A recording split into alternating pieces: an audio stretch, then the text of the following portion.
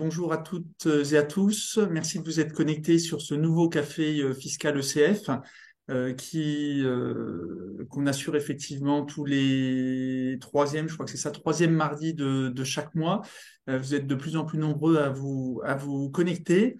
Et on a la joie aujourd'hui, enfin j'ai la joie aujourd'hui d'accueillir une petite nouvelle pour animer le café fiscal qui a, grâce à la SNCF, a vu son train annulé et donc va pouvoir vous entretenir sur les plus-values de cession de titres des sociétés depuis son TGV.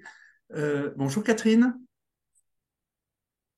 est-ce qu'on t'entend? Bonjour Emmanuel, bonjour à Ah, tous, bonjour Louis. parfait, ça fonctionne. Donc grâce Ça va peut-être tanguer, hein, je suis désolée, mais ça va tanguer.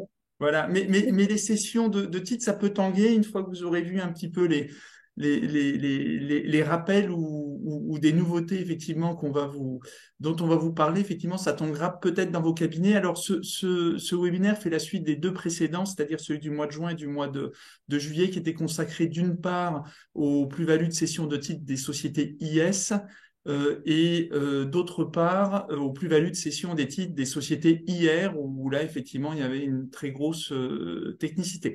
Alors, je vais faire la petite minute réclame. Je vous rappelle que CF, c'est un syndicat d'experts comptables et de commissaires aux comptes, qu'on a une activité qui est purement bénévole, qu'on essaye de se démener pour effectivement promouvoir euh, l'activité libérale de l'expertise comptable, et que comme tout mouvement, ben, on a besoin d'adhérents. Et donc ceux d'entre vous qui ne sont toujours pas adhérents, malgré la qualité de nos cafés fiscaux, sociaux et numériques, mais qui se connectent régulièrement, et même ceux qui sont de l'autre chapelle, puisqu'on a la joie d'accueillir des personnes qui sont adhérents de l'autre chapelle, donc on les accueille avec grand plaisir.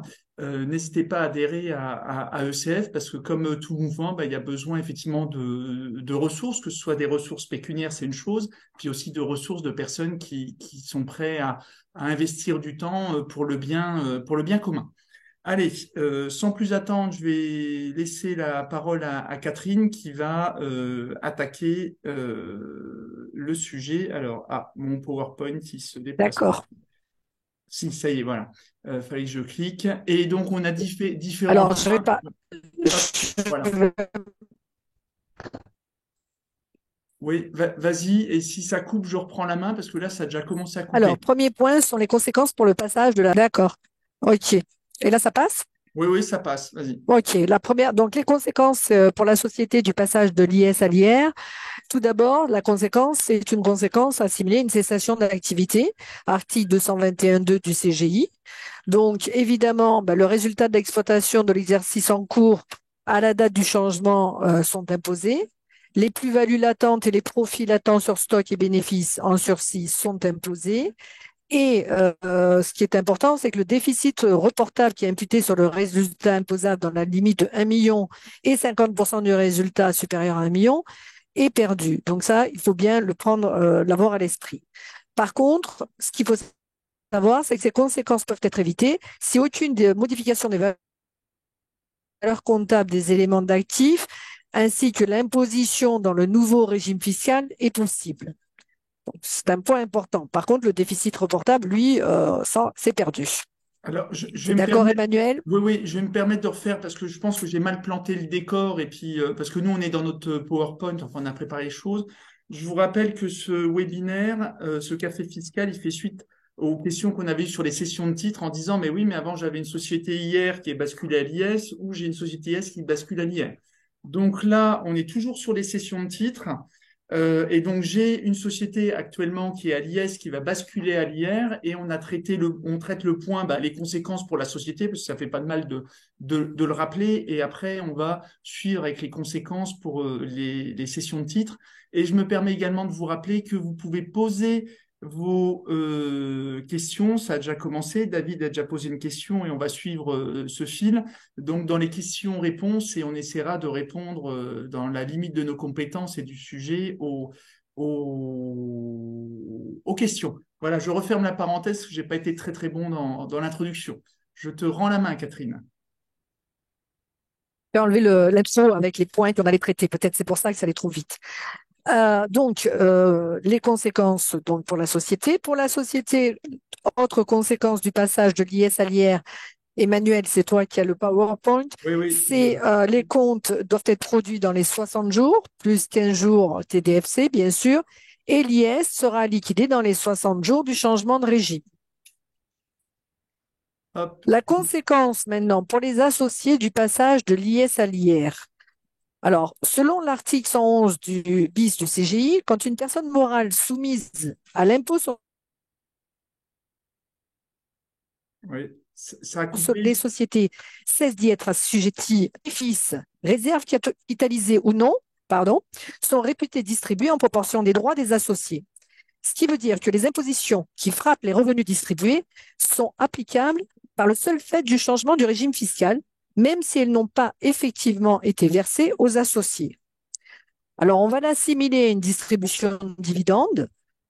Donc, Emmanuel nous a fait une belle formule. C'est le capital social apporté avec les réserves capitalisées ou non et les derniers résultats soumis à l'IS, moins les sommes qui auraient le caractère d'apport réel ou assimilé en fin de société. Donc, il faut savoir que ça, c'est traité comme un boni de liquidation. Et tout comme le boni de liquidation, vous aurez la possibilité de pratiquer soit la flat tax, soit de pratiquer l'abattement au barème progressif. Alors, il y a quand même des points de vigilance. Il faut faire attention parce que le capital, il faut bien le retraiter. On va pouvoir déduire le capital, mais qui est apporté. C'est-à-dire que l'augmentation de capital par incorporation de réserve ne pourra pas bénéficier donc de la déduction. Et le deuxième point, ne pas oublier que si vous avez fait une augmentation de capital par incorporation de compte courant, à ce moment-là, bien sûr que c'est considéré comme un capital apporté. Tu veux rajouter quelque chose, Oui, je Emmanuel? veux rajouter parce que ça, on le voit de temps à autre. Vous aviez donc une SRL, c'est un grand classique, une SRL avec deux ou trois associés et la SRL devient finalement EURL puisque il y a qu'un seul associé qui reste et qui détient 100% du Ah, capital. c'est le slide d'après. Ouais. C'est le slide d'après. Oui, Ouais, mais pas tout à fait. Enfin, ça mange pas de pain, peu oui, importe oui. des slides, mais et donc en fait, effectivement, une EURL, je vais utiliser le terme natif, hein, bon, enfin juridiquement, une EURL est à l'impôt sur le revenu, est transparente fiscalement, translucide, et elle se retrouve à l'IS par option. Alors qu'une SARL est nativement à l'impôt société, c'est une option pour être à l'impôt sur le revenu, soit le régime des SARL de famille, soit le régime dans les 5 ans de la création. Et donc, effectivement, Donc, une chose qui est très souvent oubliée, et là, c'est là que ça peut tanguer, je vais rebondir sur ce qu'on a dit au début, et vous pouvez vous faire peur dans vos dossiers, c'est que la SARL est devenue unipersonnelle et donc elle bascule à l'impôt sur le revenu et l'option, alors on peut contrer ça si on veut rester à l'impôt société, l'option effectivement est à réaliser dans les 3 mois de la réunion des parts dans une seule main avec une option, enfin vous regarderez dans vos documentations un courrier. et, et Un ça, courrier. c'est un cas qu'on doit rencontrer souvent. Oui, et ça, il Voilà. faut vraiment avoir ce réflexe-là parce qu'effectivement, ça peut faire très mal parce que je pense à un dossier, bon, moi, il n'y avait pas grand-chose, il y avait qu'1 million d'euros de réserve. Donc, 1 million d'euros de réserve, bah, vous faites le calcul, ça fait 300 000 euros d'impôts. Sauf que la problématique, c'est que, comme l'a indiqué Catherine, c'est que ces réserves-là, elles sont pas distribuées. Elles sont réputées distribuées. Donc, les réserves, elles restent en réserve, sauf qu'à l'impôt sur le revenu, l'associé, il faut qu'il trouve 300 000 euros. Alors, tous les associés n'ont pas la capacité, effectivement, de payer leurs 300 000 euros. Donc, en termes de responsabilité, ça peut faire un petit peu tout drôle, effectivement, le jour où ça arrive.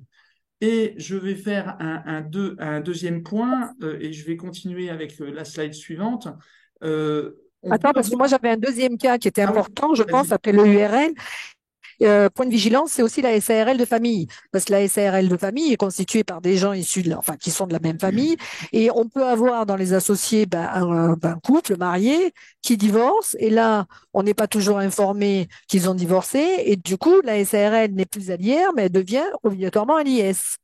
Donc ça aussi, c'est un point de vigilance important dans vos SARL de famille, de bien leur demander toute modification, je dirais, du régime de la qualité des associés. Ok. Donc voilà, donc Emmanuel a parlé de l'EURL et pas oublié de faire l'option dans les 3 mois de la réunion départ dans une seule main, parce que sinon ça va coûter cher. Et puis, pour les gérants majoritaires, et ça, on va en parler après, enfin, c'est pareil, les revenus réputés distribués, il faut pas oublier qu'ils rentrent dans l'assiette des cotisations sociales et que là, ça coûte assez cher. Et je vais revenir, donc je vais répondre à la question de Julien qui parle d'une SARL transformée en société civile. Ben, on a déjà eu le cas en SCI par exemple. Je vais prendre le classique. Effectivement, si on veut rester, on fait ça quoi? Le client, enfin la société a vendu son activité, on se retrouve avec une cash box et puis derrière, le client ils vont investir dans l'immobilier. Donc plutôt que de sortir les fonds, d'avoir la fiscalité effectivement, plutôt que d'avoir la fiscalité, donc on va faire simple les 30% et de réinvestir, eh ben, on fait une transformation en SCI et effectivement, il faut penser à faire l'option IS pour éviter effectivement d'avoir ce genre de situation. Et je vais essayer de répondre à Marie qui dit si les réserves sont réputées différées, on peut les affecter en compte courant. C'est réputé, c'est fiscal. Le fiscal, c'est pas du droit des sociétés. C'est-à-dire que là, fiscalement, on a la fiscalité, mais les réserves, elles restent en réserve. Donc, effectivement, si on veut récupérer du cash pour pouvoir la fiscalité, j'aurais tendance, effectivement, à distribuer ces réserves une fois à distribuer les réserves, puisque finalement, elles sont purgées de l'impôt, puisque l'impôt a été payé. On se retrouve avec une structure hier, donc on pourrait s'amuser à distribuer l'intégralité des réserves. Enfin, sur le principe, après, ça pose d'autres problèmes juridiques et économiques, mais voilà, ça permettrait de trouver le cash, mais encore faut-il que la société ait le cash pour payer les 300 000 euros dans l'exemple que je vous ai cité. Alors, j'enchaîne sur une chose qui est importante parce que, et j'attends la question, mais on va l'avoir probablement, on est parti de l'exemple, et je reprends mon exemple de SRL avec trois associés, dont une personne morale qui devient une EURL, parce que c'est un dossier, j'ai traité ça il y a quelques mois. Et c'est posé effectivement la question de qui doit payer l'imposition, pour faire simple, le PFU, l'impôt sur le revenu distribué. Est-ce que ce sont les associés sortants ou est-ce que c'est l'associé qui reste? Et en fait, donc, c'est la jurisprudence qu'on vous a mise de 2004. En fait, ce sont les associés sortants. Ce qui veut dire que là, pareil, en termes de pratique, il faut faire hyper attention parce qu'on fait un montage comme ça. Et puis, derrière, bah, vous êtes l'expert comptable de l'associé sortant. Il vend ses parts de société. L'associé qui reste seul, finalement, se dit, bah, l'IR, moi, ça me plaît bien. Et ben donc, c'est les associés sortants qui se prennent la fiscalité alors qu'ils n'ont pas eu le revenu. Enfin, ils n'ont pas eu la distribution. Donc, tout ça, ben, ça s'étudie avant, parce qu'auquel cas, ben, quand on a ce genre de choses, ben, on va jouer sur le prix de cession des titres. Enfin, on va organiser effectivement comme il se doit. Et donc, c'est pour ça qu'on vous a mis, il faut prévoir ben, pour les associés d'avoir la trésorerie pour payer. Et c'est pour ça aussi qu'on se retrouve avec un régime mère-fille applicable, puisque volontairement, j'ai pris un associé personne morale qui vend ses titres à une personne physique, l'associé personne morale et l'associé sortant. Et donc, c'est lui qui va se prendre la fiscalité, mais avec le régime, effectivement, mère-fille. Voilà. Et donc, le gérant majoritaire, donc Catherine vous l'a indiqué, bah, comme l'article 111 du CGI, il est coincé entre le 108 et le 115 et que le code de la sécurité sociale, ben, il fait mention des revenus mentionnés aux articles 108 à 115, ben, on rentre effectivement ça rentre dans l'assiette des cotisations. Donc ça, c'est également à intégrer dans le raisonnement. Alors, je vais répondre à certaines questions ou comment formaliser pour rester à l'IS. Ben, c'est un courrier d'option dans les 3 mois aux impôts où la société va opter, ça sera signé par le dirigeant de la société, où la société va indiquer qu'on opte, qu'on a réuni toutes les parts à un instant T, qu'on est dans 3 mois, qu'on opte à l'IS. Et après, il faut indiquer effectivement nom, prénom des associés avec leurs adresses. Mais ça, c'est le courrier effectivement classique que vous retrouvez dans vos documentations. Euh, Ah, il y a des résonances, c'est assez désagréable. Mais là, je suis désolé, je ne vais pas pouvoir améliorer la situation. Queen d'une SCIS qui se transforme en SRL de famille, mais on Oui, est pareil. du Euh, passage IS-IR. Donc, les règles qu'on donne, là, vous remarquerez qu'on n'a pas dit que c'était SCI qui bascule en SRL. On passe de l'IS à l'IR. Peu Allié, importe tout à effectivement fait. le Là type aussi, on a 3 mots. de société. Allez, avance. Voilà. Ah, et donc là, on arrive au point effectivement névralgique. Donc, j'espère que vous avez suivi les deux précédents webinaires, mais sinon, vous les retrouverez en replay. Et donc, si vous avez suivi les deux précédents webinaires, et notamment le webinaire concernant les cessions de sociétés de personnes, enfin dans le sens fiscal, c'est-à-dire hier, vous avez appris, vous avez révisé que le prix d'achat des titres, il était retraité selon les arrêts Baradé-Kemener, où on va retraiter pour éviter une double imposition, une double déduction. Alors, je ne vais pas rentrer plus dans le détail, sinon je peux vous tenir encore 2 heures sur le sujet. Et donc, alors, on a écrit selon nous, parce qu'effectivement, on a regardé les textes, on a regardé la doc, mais peut-être qu'au niveau de jurisprudence, ça n'a jamais été traité. Mais après, il y a le raisonnement, on va dire, logique de la jurisprudence Kemener-Baradé. Et donc, en fait, ce qui se passe, c'est que vous retrouvez, je vais faire simple, vous avez, allez, on va faire EURL, hein. Vous étiez en EURL, mais, ouais, et puis après, j'ai fait un exemple chiffré. Vous étiez en EURL option IS. Je vais peut-être non, je vais pas, c'est pas le bon exemple. Vous étiez en SRL IS, voilà, et après vous vous retrouvez en EURL. Et donc vous aviez acheté vos titres donc 100 000 euros. Vous les aviez achetés 100 000 euros. Vous vous retrouvez effectivement avec un revenu réputé distribué. Alors pour l'exemple, je vais dire que c'est vous qui êtes imposé. Je ne vais pas rentrer plus dans le détail, même si c'est pas, ça tient pas la route, mais c'est pas un souci. Donc vous vous retrouvez avec 500 000 euros de réserve qui se retrouvent imposés, PFU, le barème progressif. Donc on va faire simple à 30%, vous payez vos 150 000 euros d'impôt. Et puis après, vous allez vendre 700 000 euros les titres. Et donc si on ne retraite pas le prix d'acquisition des titres, c'est-à-dire 100 000 plus les 500 000, c'est-à-dire donc un prix d'acquisition finalement de 600 000 euros, vous allez vous retrouver à devoir payer une plus-value 700 000 moins 100 000, ça fait 600 000 euros de plus-value, d'impôt de base plus-value, l'impôt là-dessus, alors que vous avez déjà payé 500 000. Donc ça veut dire que vous allez payer de l'impôt sur 1,1 million, donc c'est pas équitable. Donc c'est pour ça que les réserves réputées distribuées, pour nous, elles entrent dans le prix de revient des titres, et je vous ai fait l'exemple chiffré. Voilà. Hypothèse, capital social 100 000 euros, 500 000 de réserve, et ultérieurement, on vendra les titres 700 000 euros. Donc, vous avez bien compris que lorsqu'on avait basculé de l'IS à l'IR, j'ai des réserves réputées distribuées à hauteur de 500 000 euros, donc 150 000 euros d'impôt à payer. Ça, tout va bien, encore faut-il les avoir. Donc là, je me retrouve, une fois que j'ai fait ça, j'ai purgé, je me retrouve comme si j'avais été finalement, mes titres avaient été à l'IR depuis l'origine, puisque j'ai payé mon impôt. Et donc, je reprends mon exemple. Si on ne retraite pas le prix, ben, j'ai mes 700 000 euros de prix de vente, moins 100 000 euros de prix d'origine, donc j'ai 600 000 euros de base taxable, sachant que dans ces 600 000 euros, ben, il y a déjà eu 500 000 euros sur lesquels j'étais imposé. Et donc, finalement, je me retrouve à payer de l'impôt sur 1,1 million, donc il y a un truc intellectuellement qui ne va pas. D'où notre position de dire, ben, finalement, mon prix d'achat des titres, dès lors qu'ils sont à l'IR, c'est 100 000 euros plus mes 500 000 euros, effectivement, de revenus distribués, donc revenus sur lesquels j'ai payé de l'impôt sur le revenu, que ce soit au barème progressif ou au PFU. Donc, je vous invite à revenir, si vous avez besoin de retravailler Baradé et Kemener, sur le replay du webinaire précédent.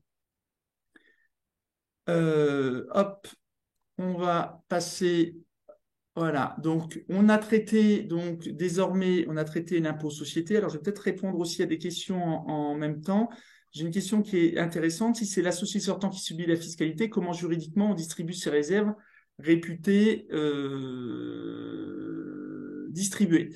Donc, moi, le palliatif que j'avais trouvé dans mon cas de figure, c'était, on pouvait imaginer pour faire baisser les réserves, puisque de toute façon, on paye, c'est une distribution de dividendes. Donc, on peut très bien imaginer de purger un peu avant la session, faire une distribution de dividendes pour avoir effectivement du cash net et faire baisser le prix de cession, ou on peut intégrer effectivement dans le prix d'achat des titres, puisqu'on sait que derrière on sera un impôt sur le revenu, bah, tenir compte de cette fiscalité. Moi, dans mon dossier, on majorait finalement le prix d'achat des titres, on faisait un calcul en dedans pour majorer le prix d'achat des titres, pour finalement qu'avec les sommes perçues, ça permettait de payer la fiscalité qui était liée à la distribution. Donc voilà, après, ça n'est que mes réflexions, mais il n'y a pas 36 solutions pour dégager de toute façon du cash qui permet de payer la fiscalité. C'est pour ça que j'ai dit, si vous êtes l'expert comptable de l'associé sortant, ben, il faut bien border les choses pour être sûr qu'il n'y ait pas une mauvaise nouvelle, puisqu'il y a eu de la jurisprudence là-dessus. Donc, ça n'avait pas dû être bordé et que c'est les associés sortants qui se retrouvent à payer la fiscalité. Et donc, moi, je suis acheteur. Si ça n'a pas été prévu dans l'acte comme ça, bah, à la limite, je m'en fous, hein. Les 300 000 euros payés par les vendeurs, c'est leur problème. Voilà. Et puis, ils se rapprochent de leurs conseils qui ont oublié de leur faire part de ce petit détail, de 30%. Donc, on bascule, désormais, on est société de personnes, pour faire simple, donc qui était à l'IR, qui bascule à l'impôt société. Et qui bascule à l'IS. Je pense que c'est les cas les plus fréquents rencontrés dans nos cabinets. Donc Oui, là, ben, voilà. Vas-y, Catherine. oui. Pardon. Donc il a 200 de terre du CGI. Donc pour les sociétés qui exercent une activité BA, BIC ou BNC, le résultat d'exploitation sera déterminé, ça c'est plus particulièrement pour les BNC, selon les règles créances dette en cours, à la date du changement et seront imposés. Pareil, plus-value latent, profit latent, stock en sursis sont imposés. Et ce qu'on peut dire, c'est que ces conséquences peuvent être évitées si, en l'absence d'une création d'une personne morale nouvelle, aucune modification des valeurs comptables des éléments d'actifs n'est apportée et que l'imposition des dits bénéfices et plus-values demeure possible sous le De- oui, sa coupe demeure possible. En fait, enfin, c'est le même article pour les sociétés IS qui basculent à l'impôt sur le revenu. Voilà, on t'a perdu, Catherine. Allô, allô. Ouais, donc je reprends la main. Désolé pour les problèmes effectivement. Oui, tu es revenu parmi nous? Oui, alors le micro de Catherine fonctionne pas bien parce que Catherine, à cause de la SNCF, donc son train a été annulé. Il a fallu qu'elle en prenne un deuxième et donc elle assure le webinaire depuis le TGV et donc ce qui montre sa grande faculté d'adaptation et de résilience parce qu'elle aurait pu très bien dire, bah, je serai pas là, je pourrais à pas la vous entretenir. Oui. Non, ça reprend pas. Donc je prends la main, c'est pas un souci. Donc c'est le pendant du basculement donc IS-IR. ça, c'est Oh, ouais, non, ça a coupé. C'est le pendant du basculement IS-IR. Voilà, avec les mêmes principes. C'est bon, parle, Catherine? oui, ben, donc les mêmes principes. Voilà. Les comptes sont à déposer dans les 60 jours et un bilan à produire dans les 60 jours du changement de régime. Là, on retrouve un peu les mêmes caractéristiques. Alors, c'est vrai que le passage IRIS, c'est, je dirais, ce qu'on rencontre. Ouais. Ce qu'on rencontre le plus souvent, euh, oui, ça coupe. Et ce qui est important également, parce que là, il y a les comptes à produire dans les 60 jours, mais il y a également un bilan d'ouverture à produire dans les 60 jours. Pourquoi on produit un bilan d'ouverture? C'est pour démontrer qu'on n'a pas changé, si on ne veut pas avoir l'imposition des plus-values, qu'on a gardé les, les écritures comptables exactement enfin, de la même façon, ce sont les mêmes écritures qu'à la clôture de l'exercice précédent, pardon, excusez-moi, et que si on a fait le choix finalement de payer les plus-values, et notamment on verra ça souvent dans le cadre d'une ESCI qui bascule de l'IR à l'IS, donc ça je pourrais vous parler de cette expérience, puisqu'effectivement on a eu un contrôle fiscal dans un dossier, on crée, on fait le bilan d'ouverture pour avoir les nouvelles bases effectivement d'imposition. Enfin, les nouvelles bases d'imposition, les nouvelles bases d'amortissement et donc qui généreront l'impôt derrière. Et donc, je vais vous parler de l'histoire d'une ESCI où au bout de 2-3 ans, on a basculé, on a opté de l'IR à l'IS. Donc, le client a opté de l'IR à l'IS. Oui, de l'IR à l'IS. On n'a pas changé les écritures parce qu'on n'avait pas intérêt, il y avait pas de plus-value latente. Par contre, il y a eu de gros travaux qui ont été faits, il y en a eu pour 150 ou 200 000 euros. Et ce qui s'est passé, c'est que 2 ans après, l'administration fiscale s'est rapprochée à lancer une vérification fiscale en disant bah, vous avez réévalué et vous n'avez pas payé la plus-value à la sortie au passage de l'IR à l'IS. Sauf que l'administration, elle s'est basée sur l'acte d'acquisition qui datait d'il y a 3 ans, mais elle ne savait pas effectivement qu'il y avait eu 200 000 euros de travaux. Donc on a démontré, c'est les écritures comptables, les pièces, enfin il n'y a rien de magique, hein. Et donc le client a démontré effectivement que l'augmentation de la valeur de l'immeuble, bah, on ne s'était pas réveillé un matin en réévaluant, mais c'était effectivement bah, les travaux, et donc c'est tombé à l'eau. Donc c'est hyper important effectivement de faire ce bilan d'ouverture. Voilà, tu es revenue parmi nous, Catherine? Oui, Oui, un petit super. peu. Oui. C'est moi qui. Ah oui, c'est Euh, ma partie. Désolé. C'est oui, ça donc c'est. voilà. Donc Là, alors on est sur les activités non professionnelles, hein. voilà, parce qu'il y a plusieurs choses. C'est la difficulté avec l'impôt sur le revenu. Vous voyez, c'est pour ça qu'on a mis en gras. On a mis pour les sociétés exerçant une activité BA, BIC, BNC, donc une activité Professionnelles. professionnelle et pas patrimoniale. On a une règle. Et pour les activités non professionnelles, donc typiquement bah, la SCI, hein, on est à l'IR et on bascule à l'IS. Donc pour les sociétés exerçant une activité non professionnelle dont les revenus n'ont pas la nature donc de BA, BIC, BNC, on se retrouve effectivement à déterminer un résultat selon les règles créances dette et à imposer les plus-values latentes. Ça, c'est le principe. Par contre, pareil, on a une mesure de tempérament qui permet effectivement de ne pas être imposé sur les plus-values latentes, et c'est ce qu'on va retrouver principalement sur les SCI qui optent à l'IS. Si donc les immobilisations sont inscrites dans le bilan d'ouverture en valeur d'origine, donc si l'immeuble on l'a acheté il y a 15 ans, ben, c'est la valeur d'origine d'il y a 15 ans, avec les amortissements et provisions qui auraient pu être déduits. Donc en fait, on reconstitue effectivement les amortissements qu'on aurait eus si on avait été finalement en comptabilité commerciale depuis l'origine. Et avec ça, on évite d'être imposé. Donc c'est l'exemple que je vous ai donné là pour la SCI, pour mon client qui a eu le contrôle fiscal. Voilà. Par contre, si effectivement on n'applique pas cette règle-là, donc on se retrouve avec des plus-values latentes qui sont imposables. Et donc, si on prend l'exemple bah, des immeubles, ça veut dire qu'il faut produire bah, une 2048 et payer l'impôt sur la plus-value immobilière. Voilà. Donc, quand on a le changement, même combat, on se retrouve avec à produire dans les 60 jours. Enfin, voilà, ça c'est du grand classique. Et le fameux bilan d'ouverture, effectivement, à produire. Et ce qui se comprend, parce que quand vous êtes en SCI, vous êtes à l'IR, vous passez à l'IS. Si vous regardez bien votre 2072, sur la 2072, à aucun moment, on a l'actif et le passif de la SCI. On a donc un résultat qui est déterminé, mais à aucun moment on a l'actif et le passif. Donc l'administration fiscale, effectivement, n'a ni l'actif ni le passif. Et donc, effectivement, grâce à ce bilan d'ouverture, l'administration fiscale aura l'actif et le passif. Autre petit point de vigilance, pareil, j'ai eu ce cas de figure, une Pas de SCI bilan. qui avait été constituée, qui était à l'IR, et après, ben, quelques années après, on a opté à l'IS, sauf que la SCI a été constituée par rapport notamment d'immeubles.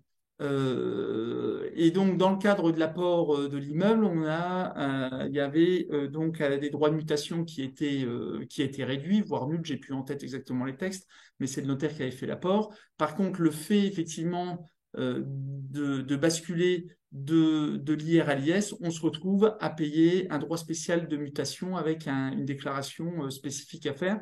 Donc là, pareil, soyez vigilants dans vos conseils et dans votre pratique, c'est-à-dire que le client va dire, ah bah oui, on va opter à l'IS parce que j'en ai marre de payer mon impôt sur le revenu. Donc ça, on le comprend bien. Cependant, c'est un peu comme l'histoire des revenus distribués où on ne fait pas attention aux réserves qui ont été capitalisées. Ben, si l'immeuble, un ou plusieurs immeubles ont été apportés, et donc en contrepartie, on a eu des titres, hein, donc on apporte et puis c'est au capital social. Ben derrière, vous vous retrouvez effectivement avec un droit à payer et droit qui n'est pas forcément prévu à ce moment-là et qui peut, ben, ça peut faire du bruit à la sortie. Voilà. Alors, en même temps, il y a plein de questions, plein de questions. Ce que je vais faire, je vais continuer, puis on répondra aux questions après, parce que c'est pas évident de faire les deux à la fois. L'exercice peut être un petit peu compliqué. Et donc, bien évidemment, la quote-part de résultat qui revient à l'associé, l'éventuelle plus-value, ben, est imposable classiquement. Enfin voilà, on était sur les cessions, les conséquences, on n'a pas décliné jusqu'à l'imposition, puisque ça, vous maîtrisez le sujet. Hop, zut. Alors, tac. Et donc, là encore, c'est Sioux. Donc, conséquences pour les titres du passage IR-IS. Donc, on se retrouve IR-IS. Donc, depuis l'origine, comme on était à l'IR, on était dans le régime Kemener-Baradé. C'est-à-dire qu'il fallait, depuis l'origine, au moment où il y a l'opération, on calcule effectivement le prix de revient, le prix de revient fiscal des titres. Toujours pareil, je vous invite à revoir le replay si vous n'avez pas suivi le webinaire pour l'application du régime Kemener-Baradé qui permet de déterminer le prix de revient des titres. Et donc, effectivement, à la date du changement de régime fiscal, il faut qu'on détermine ce prix de revient des titres en intégrant effectivement le dernier résultat de l'exercice qui était à l'impôt sur le revenu.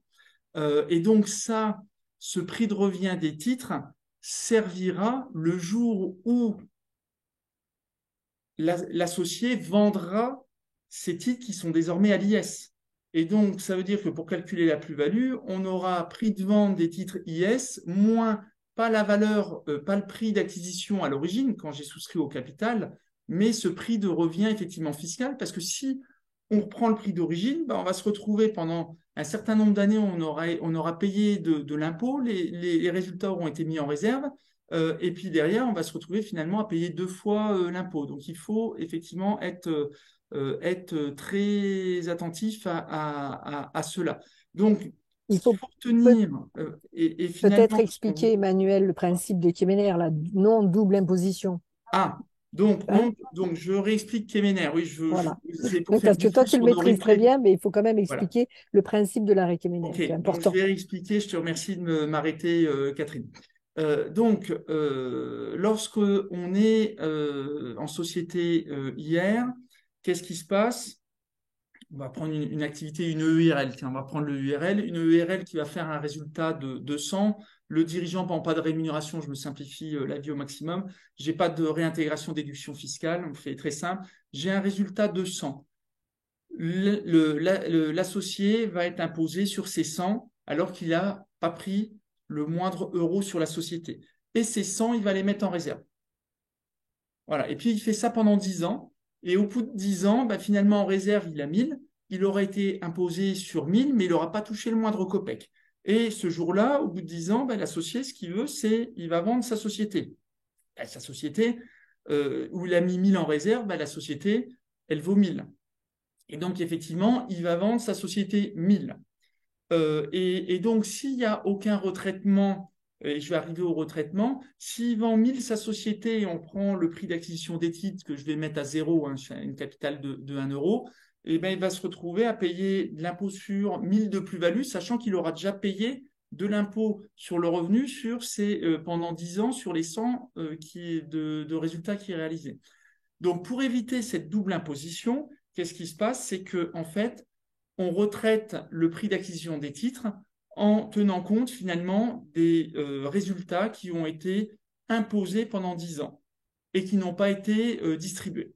Et donc, qu'est-ce qui se passe? Ben, son prix de revient des titres, c'est pas de 1 euro, mais en réalité, c'est 1000. Donc, 1000 moins 1000, plus-value 0, ben, ça fait 0 d'impôt et il aura bien payé finalement de l'impôt sur 1000 euros. Si, à contrario, il fait donc ses 100 de résultats pendant 10 ans 1000 et qui s'est distribué l'intégralité des résultats, donc il s'est distribué les 1000, ben, le calcul Kemener-Baradé, je vais faire 1 euro de mes titres valaient 1 euro, j'ai été imposé sur 1000 plus 1000, mais comme j'ai distribué 1000, je soustrais moins 1000 et j'arrive à un à une valeur donc de 1 euro. Et donc, effectivement, euh, alors, ces titres, il les vendra pas 1000, il les revendra 1 euro. Donc, 1 euro moins 1 euro, on arrive à zéro. Donc voilà, c'est des retraitements en plus et en moins. Je ne vais pas faire tous les cas de figure, mais c'est pour éviter la double imposition. Donc, s'il faut retenir une chose avec les titres de société hier quand on en vend, c'est toujours avoir le réflexe de se dire, mais attention, est-ce que je ne vais pas payer deux fois de l'impôt quand je vais avoir ma plus-value et quelle est finalement ma vraie plus-value? C'est Euh, vrai, c'est le cas qu'on rencontre le plus souvent. Je t'interromps, Emmanuel. oui, Dans une SCI, quand un associé vend ses titres, qui est à l'IR, et qui n'a pas pu encaisser ses revenus fonciers parce qu'il y avait un prêt, et qui cède ses titres, et là, on va déduire tous les revenus non taxés. En fait, c'est ça l'intérêt de Kemener. mm. Pas se retrouver doublement taxé sur des sommes qui n'ont pas été distribuées, enfin prises. Donc, au niveau, donc, on a déterminé effectivement notre prix de revient de nos titres, hein, notre prix de revient fiscal. Et donc, lorsqu'on est associé professionnel, un associé professionnel, c'est un associé qui a une activité, son activité économique dans la société, qu'il soit on va dire TNS, parce que souvent, bah, on pense aux TNS dirigeants, mais on peut avoir des sociétés de famille où on va avoir un associé qui aura peu de titres, mais qui est salarié, qui a quand même son activité économique dedans. Donc ça, c'est un associé professionnel. Et à l'inverse, l'associé passif ou non professionnel, c'est juste l'apporteur de capital. Donc l'associé professionnel, qu'est-ce qui se passe? C'est que, et il n'a pas le choix, la plus-value qui est déterminée au moment du passage IR-IS est automatiquement reporté à la date de cession ou en cas de rachat ou d'annulation des titres. Et là, c'est automatique. Il n'y a pas la possibilité de dire, bah non, moi j'ai envie d'être imposé tout de suite dessus. Et donc l'administration, bah, il y a un suivi. Parce que effectivement, vous avez bien compris, je bascule de l'IR à l'impôt société, mais mes titres, je les vendrai peut-être dans 10 ans ou dans 15 ans. Et donc, il y a un état effectivement de plus-value à joindre à 2042. Alors, je n'ai pas vérifié quel était le numéro de l'état, mais bon, après, il faut regarder sur les 2042. L'année de réalisation de la plus-value et les années suivantes pour suivre.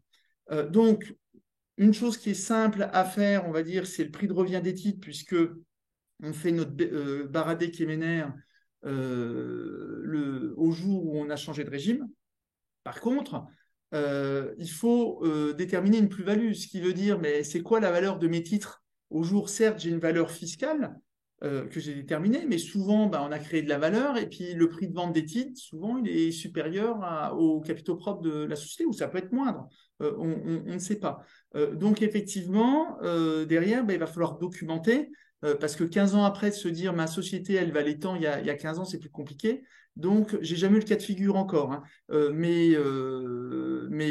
j'ai jamais eu le cas de figure, j'ai jamais géré ça parce qu'effectivement, souvent c'est des SCI qui basculent à l'IS. Alors certes, il faudrait s'y intéresser, mais c'est peut-être un peu plus facile de revaloriser 15 ans après une SCI, enfin d'évaluer 15 ans après une SCI au moment du passage que une société d'exploitation. Mais effectivement, on se pose la vraie question et c'est bien de préparer les webinaires parce que ce genre de questions, je ne m'étais pas posé au moment du passage IR-IS.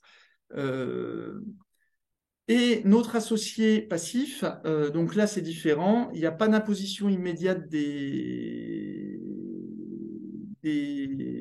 plus-values et il n'y a pas de plus-value qui est automatiquement mis en report. Donc on se retrouve, qu'est-ce qu'il convient de faire? C'est déterminer le prix de revient des titres à ce moment-là. Donc Kemener Baradé, ça on maîtrise.